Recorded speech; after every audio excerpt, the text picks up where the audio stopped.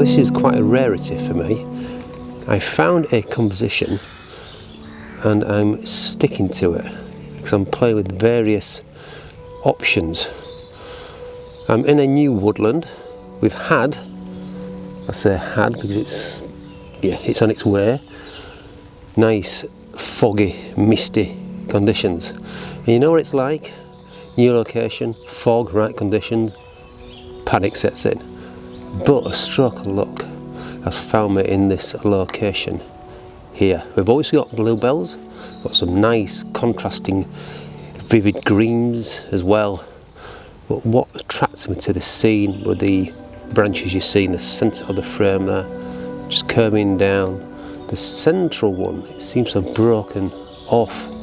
It's created some lovely curves, and you've got the tree trunks as well, just mirroring that in some sort of way, but creating a circular movement because they're moving to the right hand side as well.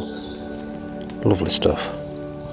You've also got the sun from the right hand side, just creating that nice light. Every now and then it breaks through the veil of mist. I've shot a fair few images, so you can't see me, but I'm set up on a tripod, which again is a rarity. That's lovely stuff.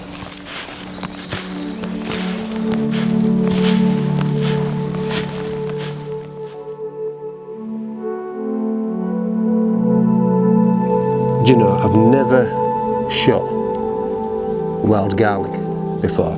Well, not that I can remember. And here we are. First trip to this new woodland. A nice cluster of wild garlic. I focused on the garlic itself because it's got some wonderful shapes, lovely starry shapes and textures. And that just elopes, drifts into the background as well, where I've managed to include a carpet of bluebells as well. So you've got the white, the green and the blue. Quite a difficult little composition actually, because you've got this blank space here. So I want to exclude that because that would just create some sort of void in the composition. So I've got as tight as I can. And the garlic itself sort of like creates a leading line as well, and then just selected the right group of trees. There's some nice separation, as much as what I can get in the background as well. But yeah, another shot again, played around with landscape and portrait orientation. Still got a little faint bit of mist as well, and that's obviously helping with the ambience of mood in the background. Just broke away from the wooded area, escaped from the bluebells momentarily, joined what appears to be a main path. Look behind me, there we go. The path itself, lovely, nice meandering. I've placed that on the left hand side of the frame, and you've got the cluster of trees in the background veiled with a mist as well. I've included this tree on the far right hand side of the composition, just to give it that nice balance. Just simple yet strong. The key element here is the winding path and the balance in the trees as well, and of course the mist, giving that bit of mystery as well. I think I've found a little gem here.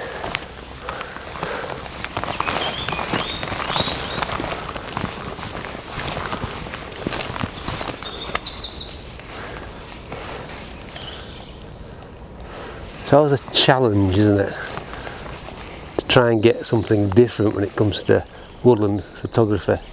Indeed, when you're shooting bluebells in May, try to steer away from the cliche shots path leading into a carpet of bluebells. But there's a reason you see it, and that's because it works. creators, photographers, artists, always trying to come away from the mould, come away with something which stands out, or indeed different. I brought me 35mm 1.8 today, so I might play around with that with some shallow depth of field, and also might just shoot the obvious. Can't go wrong with that, can you? This attracted me.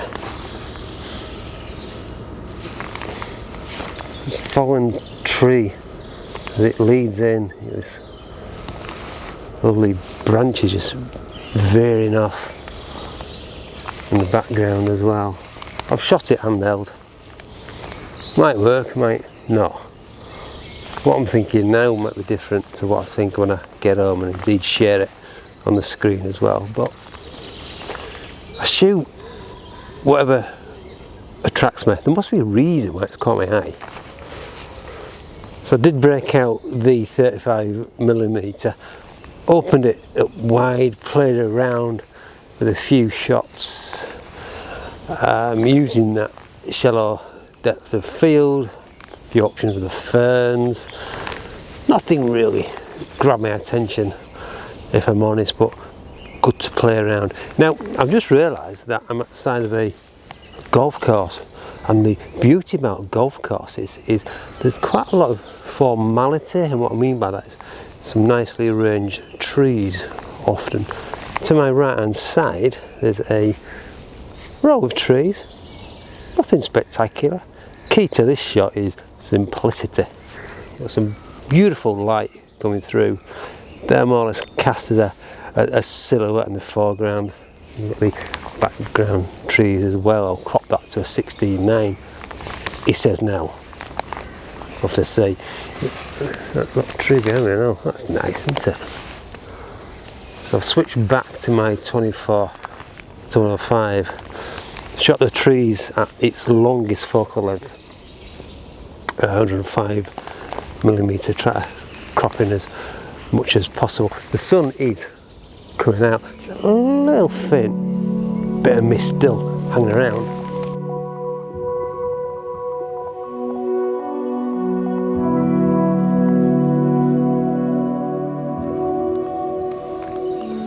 So I have returned, same location. It's a week later, completely different conditions. There's no mist, no fog. And it poses the question, can you do woodland photography without fog? The bluebells were slowly on the way out anyway last week, but this week, yeah, definitely on their way. That's it for another year. I passed the garlic early on as well, and that's showing a bit of brown on the flowers. Oh, no fog. Did I mention that? Nice just to have a walk around and just explore this new woodland. There's no fog. What I am discovering is a lot of this woodland is privately owned. Unfortunately, it's bordered off by some barbed wire, which is quite frustrating, because there seems to be quite a, lots to explore. But hey ho, not to worry. There's no fog. What we do have, however, is little splashes of light. Now, I know these little speckles of light are often frowned upon when it comes to woodland photography, as it creates that unwanted contrast, but I'm going to work with it. I don't tend to give up. I always come away with something. Not sure what sort of standard it's going to be, but whenever I go out on a photography session, I always try to look for something. That's where the creative mind comes in. So these lines here, background there, I'll play around with. So you might recognise this spot. Just behind me is the golf course, which I showed you earlier on in the video. Similar conditions actually. The light is coming through, it's quite harsh, but a faint bit of mist as well. I just managed to capture it back there. You know, when you get the beams of light through the mist, get some nice diagonals.